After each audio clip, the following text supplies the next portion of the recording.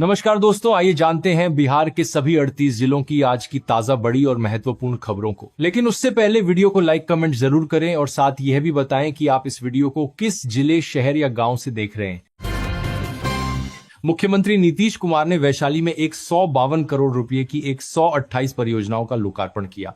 उन्होंने 7 निश्चय 3 के तहत बिहार को विकसित राज्य बनाने का रोड मैप पेश किया। बिहार सरकार ने अपात्र लाभार्थियों के खिलाफ एक बड़ा सफाई अभियान चलाया है।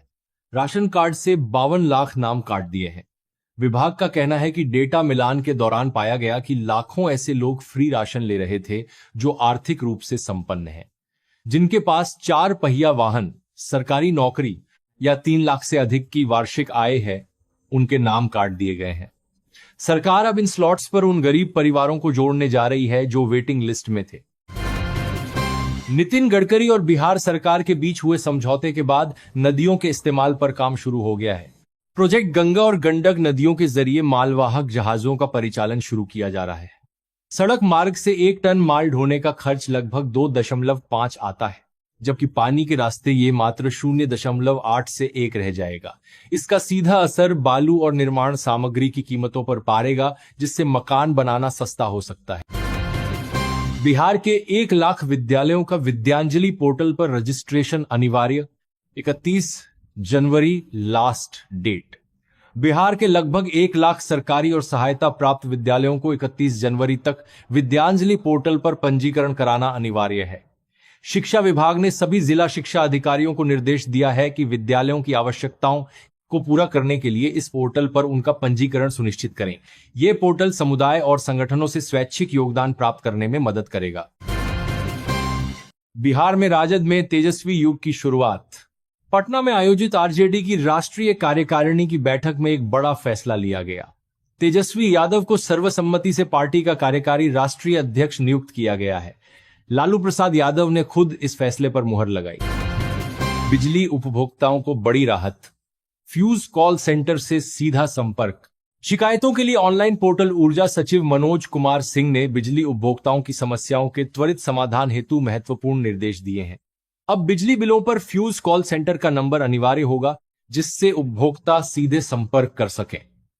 एक एकीकृत ऑनलाइन पोर्टल भी विकसित किया जाएगा, जहां शिकायतें दर्ज होंगी और यूनिक आईडी के माध्यम से उनकी स्थिति ट्रैक की जा सकेगी।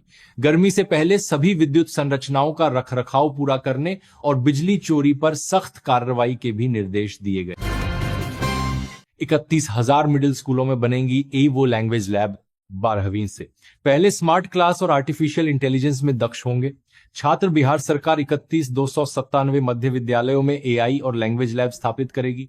इसका उद्देश्य छात्रों को आर्टिफिशियल इंटेलिजेंस और तकनीकी शिक्षा में दक्ष बनाना है, ताकि वे निजी स्कूलों के बच्चों से पीछे न रहें। केंद्र सरकार इसमें वित्तीय सहायता प्रदान करेगी।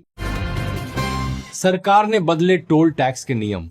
अब 70% तक की बम्पर छूट। सरकार के आंकड़ों के अनुसार देश भर में लगभग 25 से 30 हजार किलोमीटर के 2 लेन राजमार्गों को 4 लेन में अपग्रेड किया जाना है। इसके लिए करीब 10 लाख करोड़ रुपए का निवेश किया जा रहा है। शिक्षा का मंदिर शर्मसार। शिक्षिका को अश्लील मैसेज भेज रहे 2 शिक्षक सस्पेंड। 2 दर्जन कांड जांच में बिहार के मुजफ्फरपुर में शिक्षकों ने ही शिक्षा के मंदिर को शर्मसार कर दिया। उनके खिलाफ सख्त एक्शन लिया गया है। महिला शिक्षकों को अश्लील मैसेज भेजने के मामले में जांच के बाद 2 शिक्षक निलंबित कर दिए गए हैं। बोधिया में पर्यटन क्षेत्र से जुड़े लोगों की मांग। हवाई और रेल संपर्क को बेहतर बनाया जाए।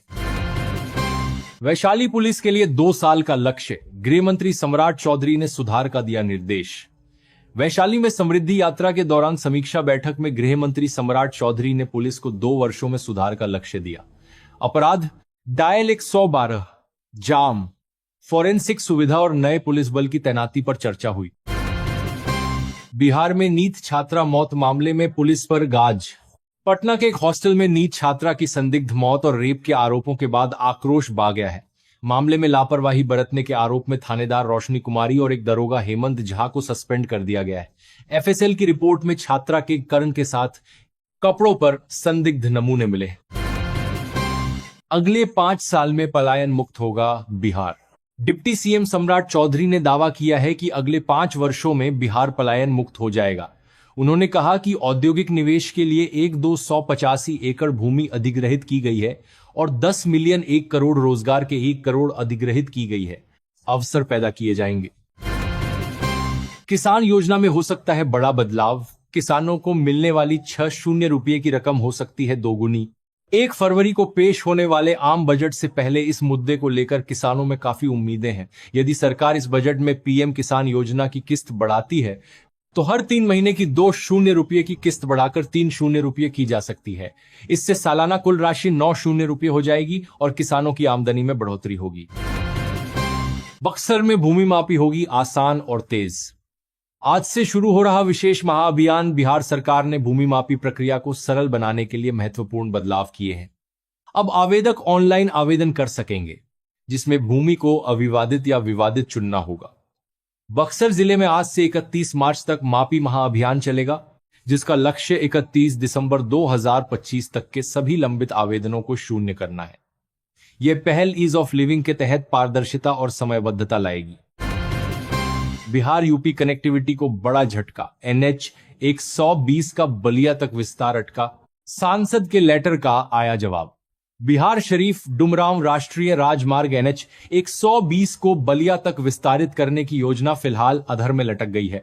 केंद्रीय मंत्री नितिन गडकरी ने स्पष्ट किया है कि बलिया डुमरांव खंड राष्ट्रीय राजमार्ग नेटवर्क का हिस्सा नहीं है, इसलिए केंद्र सरकार के पास इसके विकास की कोई योजना नहीं है।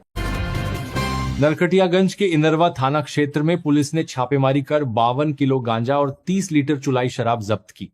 इस कार्रवाई में नेपाल के किशोरी मंडल सहित 2 तस्करों को गिरफ्तार किया गया, जिनमें एक नाबालिग है। बिहार में कमाई के साथ पर्यावरण बचाने का मिलेगा सुनहरा मौका। नर्सरी खोलने पर सरकार देगी 5 लाख तक का अनुदान।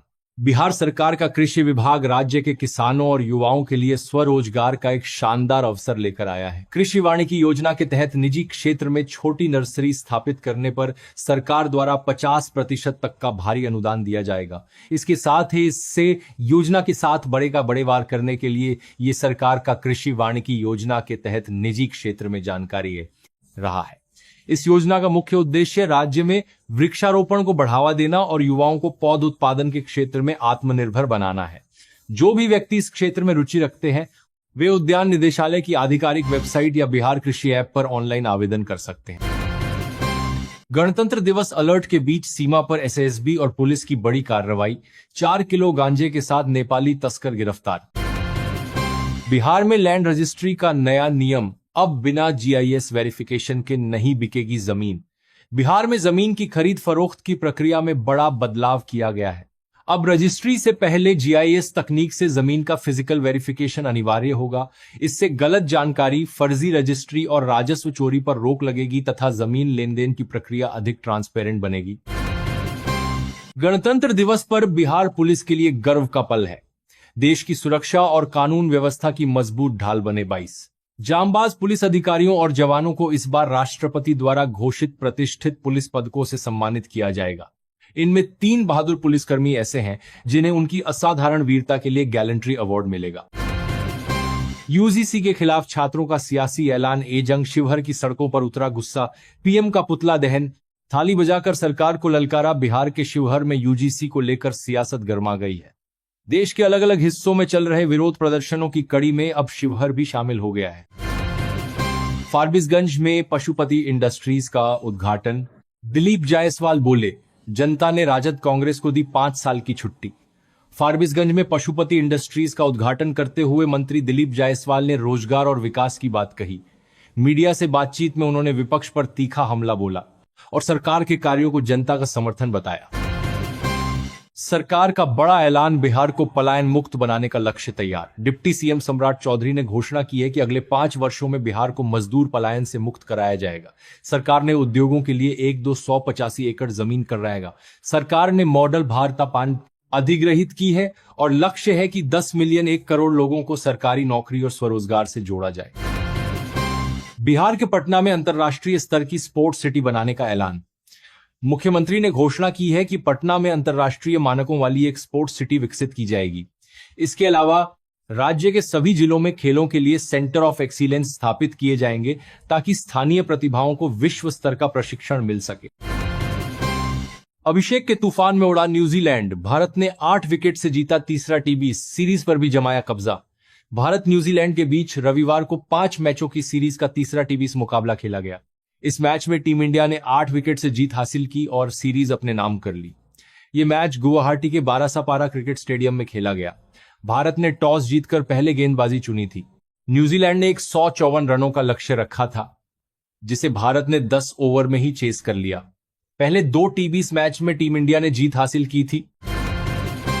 बिहार में ठंडी हवाओं ने बढ़ाई कनकनी, बदला मौसम का मिजाज, कुछ जिलों में बारिश का अलर्ट, आईएमडी की चेतावनी।